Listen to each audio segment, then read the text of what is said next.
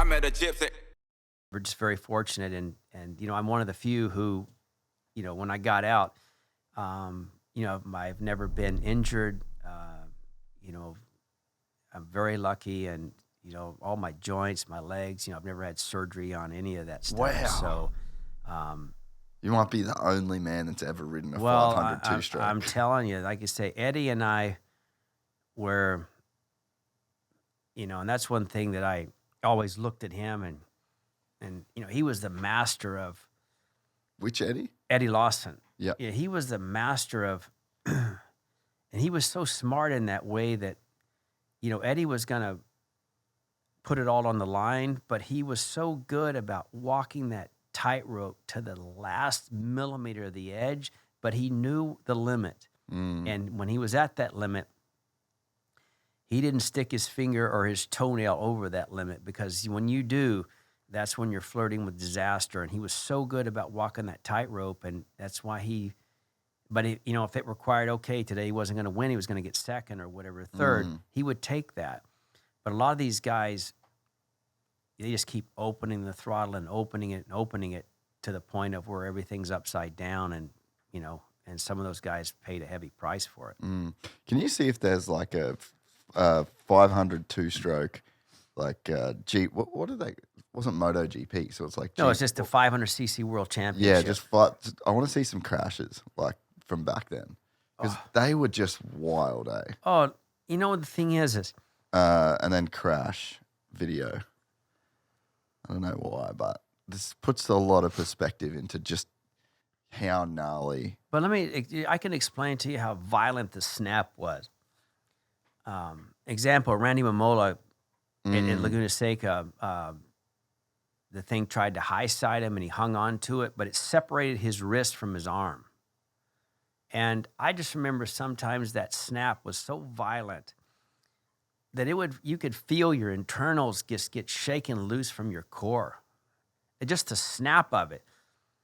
Then you were up over the triple clams, you're slamming your nuts on the gas tank, and it was beyond getting the wind, and that's if you saved it. And if you didn't, it was like basically getting shot out of a cannon, just body slammed, with that sort of force. There's a couple of times I know one time in one crash I remember, and it was probably one of the only times I ever high-sided, but it was in Hockenheim, and I couldn't get up.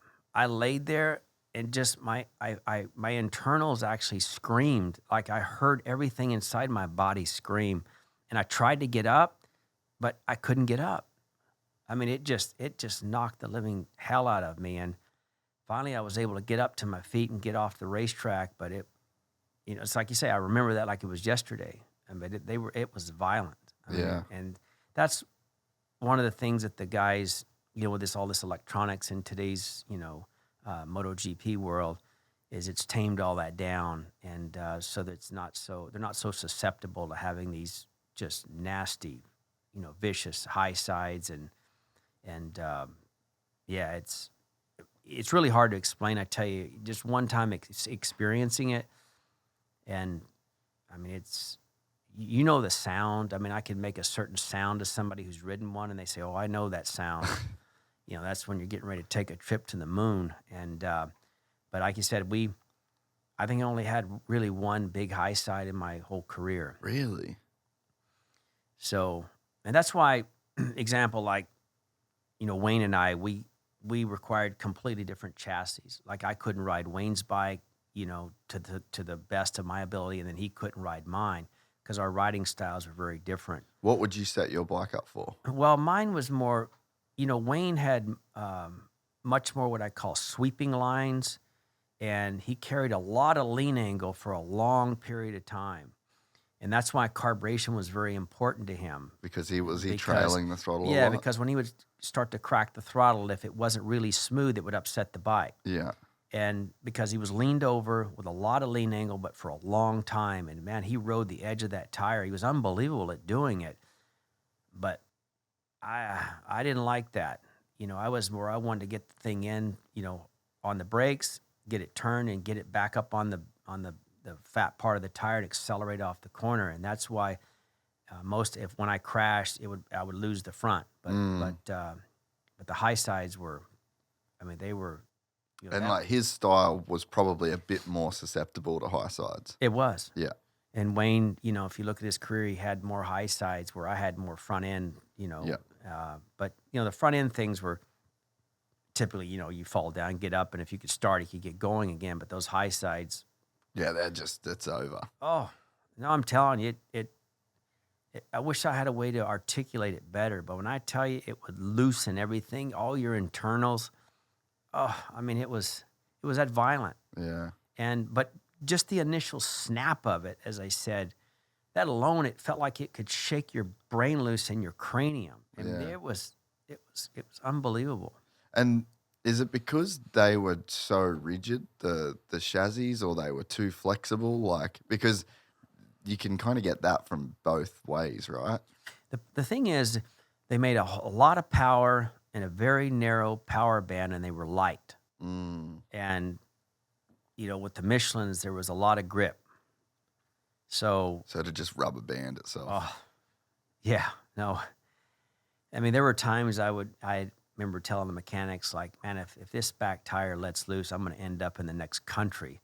And but it was, like you said, it was the people that rode those things in that period of time would basically tell you the same thing. Like you said, I remember Randy, it literally pulled his hand from his arm, like separated it. Dude.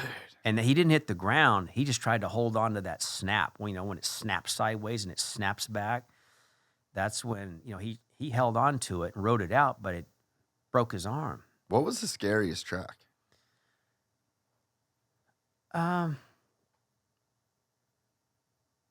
Probably Hockenheim or like Salzburg. Yep. And it wasn't that it was scary. The problem is when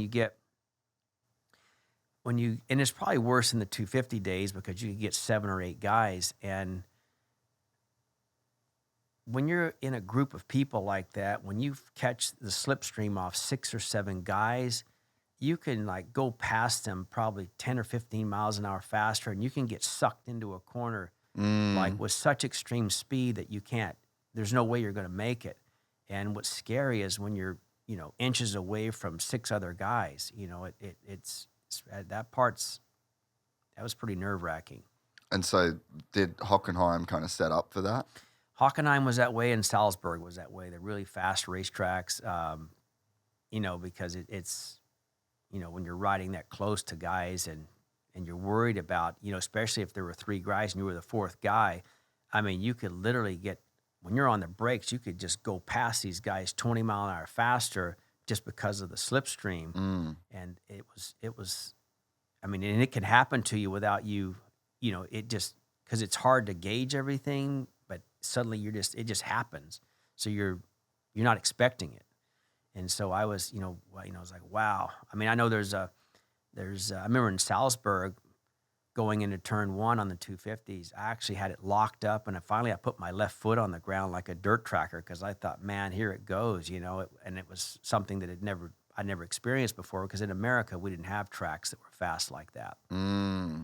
But I would say that when you say scary, that was probably, but other than, I mean, riding them or the speed, no, none of that was scary, but just being in groups of people at really high speeds and just dealing with the draft and how it can affect, the bikes is what was, because it was hard to tell when it was going to happen. And so, but like the speed didn't scare you, like that shit was fun? Yeah, no, I mean, cruising along at 200, it's like you're doing 55 down the freeway. You get used to it. But, like in the wintertime when you would be off for a month, you go back, and I just remember the first time getting back on a 500, it would, the first couple of times down the straight, you physically couldn't see because acceleration, your whole body had to sort of readapt to it. But, it's So you think that's what happens? Your body just starts to adapt more and more to the actual speed, like your brain just starts to process things quicker? Oh, it does. I mean, I remember, being at test or even being at race events, we'd go to a tire test, for 3 days, and, we'd test, 100 rear tires. And I remember each day you get done at the test and you get back in a car. Oh, and just feels like you're walking. And it's like the whole world is in slow motion. Like everything you do, it's the most strangest thing. It's like, wow, you just wish all these people in the world could experience, that, and then kind of see what the real world's like. Yeah, because it's like almost two different realities at that point, right? Oh, it is. It is, and yeah. You just have to remember, like, yeah, I'm back in regular society now, and you have to drive normal, and yeah, it's just a whole different sort of perception. If you enjoyed this content, please like and subscribe. And to listen to the full 3-hour podcast, search Gypsy Tales in your favorite podcast platform or click the link in the description below. Gypsy Gang.